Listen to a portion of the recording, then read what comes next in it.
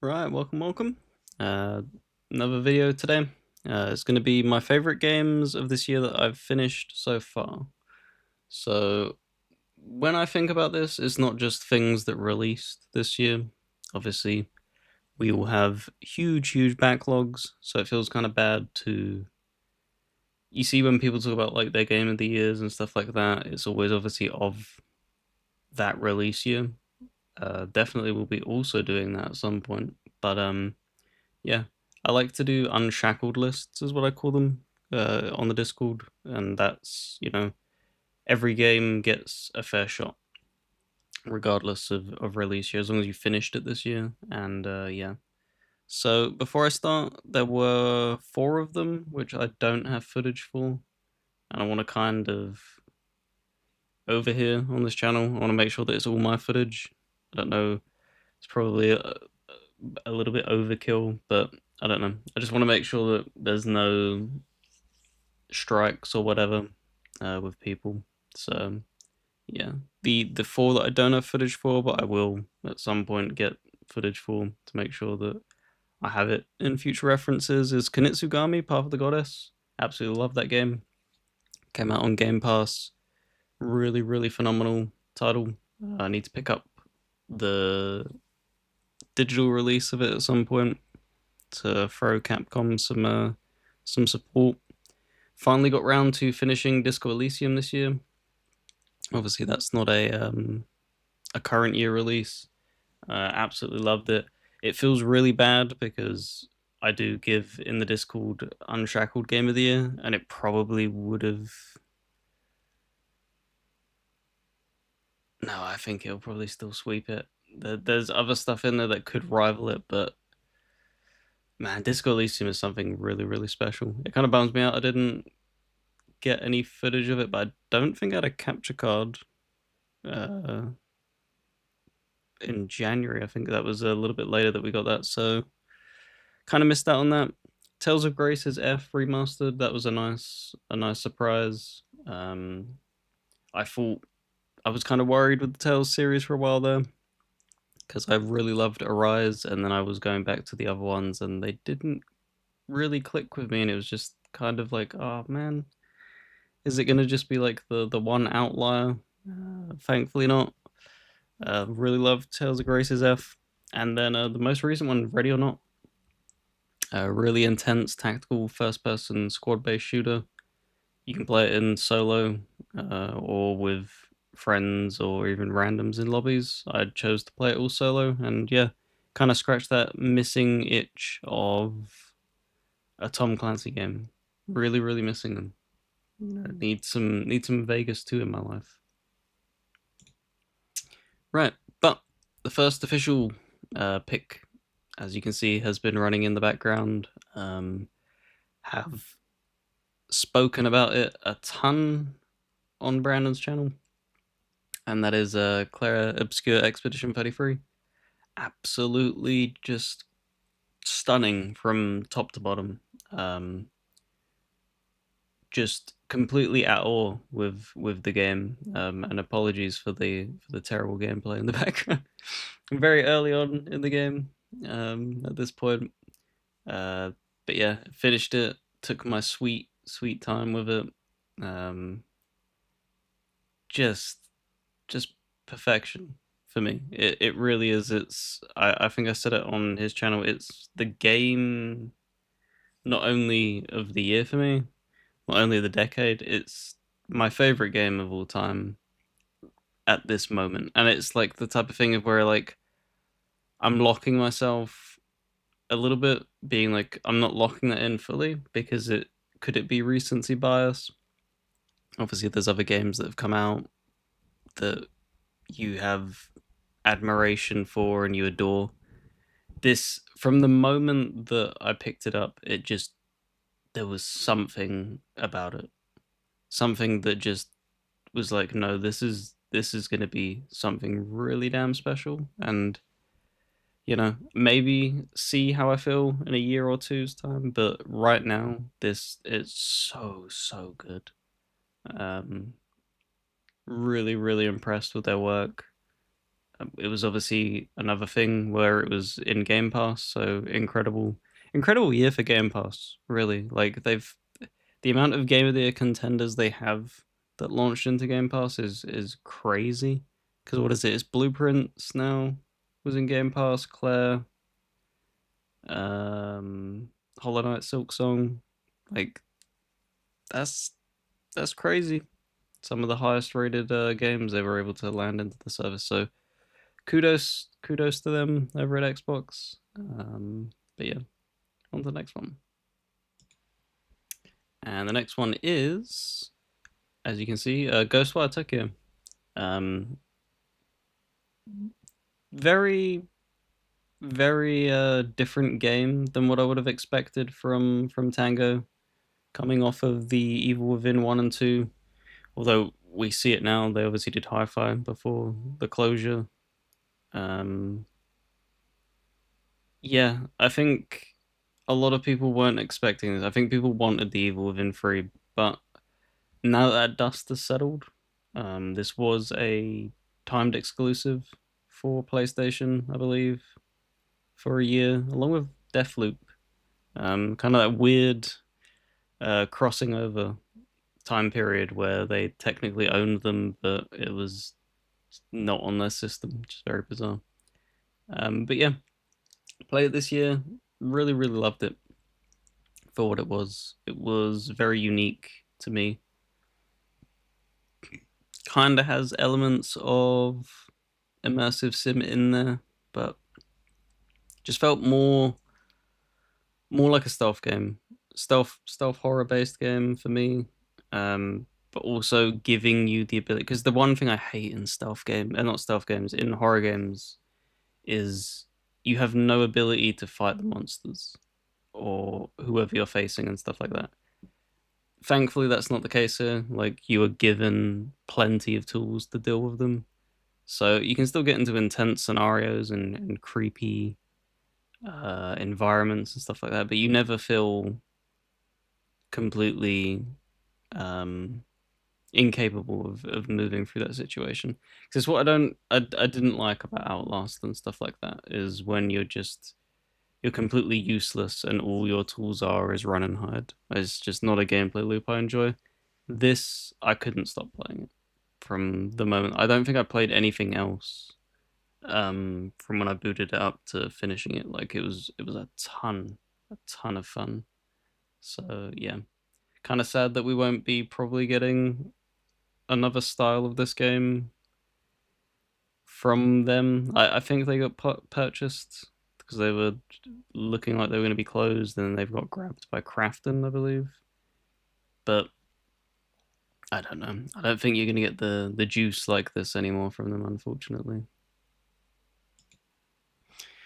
Right, now moving on to I believe this is the third one, official.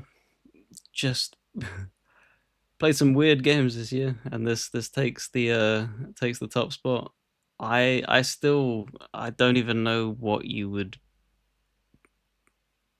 call this game. I don't know what genre you would have this fall under. It's you're basically driving this van the entire time. You're an ex yakuza, basically, is what it presents it as, and you're trying to earn lots of money to basically help your family out because you've been exiled because something went wrong.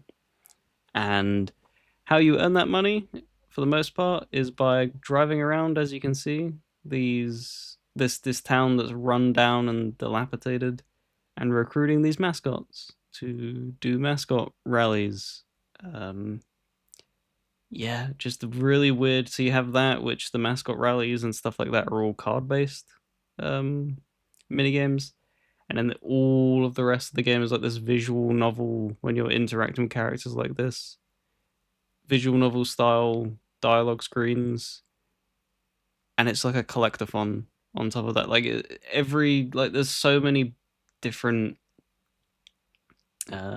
genres all blended in, and it's so dangerous doing that because it can kind of make the end product come out and feel messy and stuff like that. But the game doesn't. It balances everything really well. It's got great comedy, great humor, really good writing for what it is, and just a fun gameplay loop of just collecting items, because you get upgrades to this van to make it fly, to get a gun so you can shoot stuff, to boost, you can even become a boat and stuff like that. Like it's crazy. It's genuinely crazy what they accomplished, and I'm really intrigued to see what they do next. I've not played their previous game because upon finishing it, I was like, I got to see what this studio made other than this, and I believe they made Paradise Killer, which I'm yet to jump into. But whatever they put out next, I'm gonna be there day one, so long as I'm able. If it's dropping on Xbox, then I'll be there to pick it up, because man, just a really really special weird game. Right, on to the fourth game. This is King Arthur. I think it's just King Arthur Legion 9. I don't think it had the Knight's Tale branding. But did King Arthur Knight's Tale earlier this year. Finished it up. I believe it released last year, late in the year, on Xbox.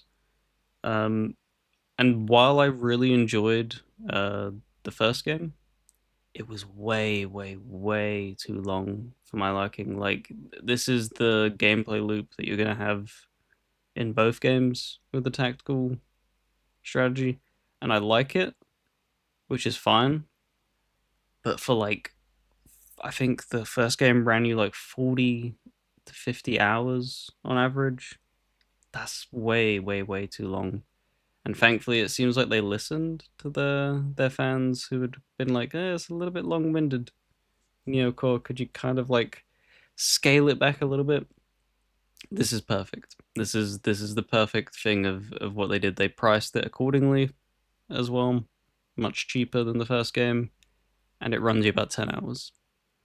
Um, and it's kind of like a sequel, while also being parallel to the first game, where you're doing different things while other things are happening, and you end up meeting characters at the end, and it all ties up together. But you're just the Ninth Legion of a Roman army, and you've been brought back, and you're trying to figure out what the hell happened. And it has the same morality system kind of thing that the first game had, but instead of it being religion based, it's, are you gonna lean more into your demon side or more into your human side? And I ended up going human, trying to be kind of, you know what Rome stood for, being nice and noble and glorious. And yeah, really really fun. Thankfully, a hell of a lot shorter, so that it didn't overstay its welcome. And if they can keep it to this length, maybe I'd be open to maybe 5 more hours. It's like keep it around the 10 to 15 hour mark for these games, and I think they've got a winning formula. Because the gameplay just is what you'd expect from the genre. Like, I don't think they need to change that up. The progression and loot systems are fine. It's just the length, and I think they figured it out. Right, the most recent one of the bunch on this list is Metal Gear Solid. Uh, is it Delta? Metal Gear Solid 3 Snake Eater remake, remaster, whatever you want to call it. Yeah, ended up picking it up, played through it. Man, I'm probably going to be doing a list that's going to cover this topic, but like, I've been yearning for this to be modernized in this way, as I have many other games. And there was a ton of people online I've seen a little bit disappointed. I can understand that, if it's been so long, or maybe you've played this version so many times that, yeah, unrooting that camera and giving it a little bit more of a modern, like, where it's being placed isn't enough for you.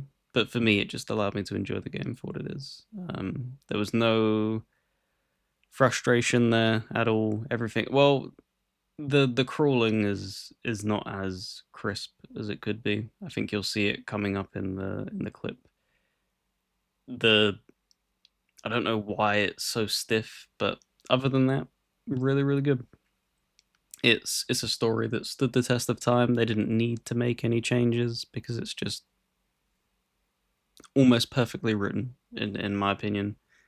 And the gameplay was really solid. It was just the fact that the camera was so incredibly frustrating to deal with at times. And I still stand by that because I tried to go back to Metal Gear Solid 1. Just can't enjoy them. I can't have that like bird's eye view fixed camera angle, or where they fix the camera in any way, shape, or form. Like I need control over that to get enjoyment out of a game. And it's unfortunate. So hopefully this sells really, really damn well. I can get a one and a two, because you don't even need to like heavily remake them. I don't think like just deshackling the camera and doing a little bit of touch up, because this is the thing. Like Virtuous did this as they did the Oblivion one. I would assume Oblivion was tenfold more difficult to get complete with what they were doing rather than this. Like it's a very safe remaster, and it basically just plays itself. So if they can get one and two done, I would be more than happy. And I've not played four. I'd love to play four. I don't think it needs like a massive touch-up treatment. If they could just re-release it, if that was possible, then I'd be happy to play it in its original state, essentially. But yeah, really, really enjoyed this. This was very addictive, and just shows just how good of a storyteller Kojima can be. Because, like I said, the plot and everything just stood the test of time. It's so incredibly campy, but lovable, and it was a blast playing through it. Well, I didn't realize I did this, but apparently it's a back-to-back Kojima thing. Um, so yeah, ended up doing Death Stranding. I think about 2 months ago. It might have been a very weird relationship I have with this game. I remember playing it at launch on PlayStation 4. Didn't really click with it. Got a few hours in and was like, this is different, but I don't think I like it. And then ended up trying to go back to it again. Got to around about the same point and was like, okay. And then it's that type of thing of where so many people say that it's special. And it was like, okay. And ended up getting the PS5 like upgrade thing, and I got even less, I believe, like deep into the game and kind of zoned it out and was just like, I don't think it's for me. And then it got a Xbox release, surprisingly. And I was like, you know what? Like the second game's coming out. There's a ton of love for this game. Clearly, I'm missing something, and I made sure to sit down and play through it. And yes, I'll put my hands up. I was missing something. This game is it definitely tests you to see if you have the, I don't even know like the word, if you have the tolerance to deal with his shenanigans, because it is a really slow start, which I can understand, but it does get a hell of a lot better, a hell of a lot faster paced, a lot more interesting, and it definitely went places where in the beginning, like as you can see, you're just delivering packages. That is it. That is the gameplay loop. And say 8 hours in, you're doing stuff you wouldn't expect to have been doing while playing a game like this. Like he does he just delivers products which nobody else does. And yeah, very, very, very unique. Very, in the end, fun. I will, because I'll happily put my hands up. Like at the beginning, 2 hours of the game, the gameplay isn't. I don't enjoy it. Um, I still don't enjoy that opening few hours because you don't have the tools at your disposal, and that's the big thing is that he does give you upgrades which make traversal enjoyable, makes combat enjoyable. So it is that thing of like when you're looking at it through that's good game design. When you because it's kind of like how you look back on Souls games when you go back to like beginning areas in enemies that you've struggled with, you then cut through like butter, and that's kind of what this is in the terms of game design. Like you're not struggling in the beginning, but things are just tedious, and as you get further and further into the game gets less tedious because you get so many objects that help you on your travels. You end up there's like this linked multiplayer kind of thing where you don't interact with players personally, but they can build stuff and it pulls it in through the server. So stuff where it would be difficult terrain and stuff like that, people have built roads and stuff like that, or they've left you ladders and climbing gear and stuff like that. So yeah, it's a really cool concept, very, very unique. I hope it's not too long for Death Stranding 2 to come to Xbox. But yeah, those are the 5 games plus 4 extra mentions. There's probably a few more that I could have mentioned, but this already ran a lot, probably longer than I would have wanted it to. So yeah, if you somehow stumbled upon here before Brandon's channel, make sure to go check that out. It'll be linked in the description, as well as in the actual channel description over here. There's great, great content over there. And if you want to join a Discord with like-minded gamers such as yourself, make sure to drop a comment down below, and I'll hit you back with a link. And yeah, thank you very much for watching, and hopefully see you in the next one.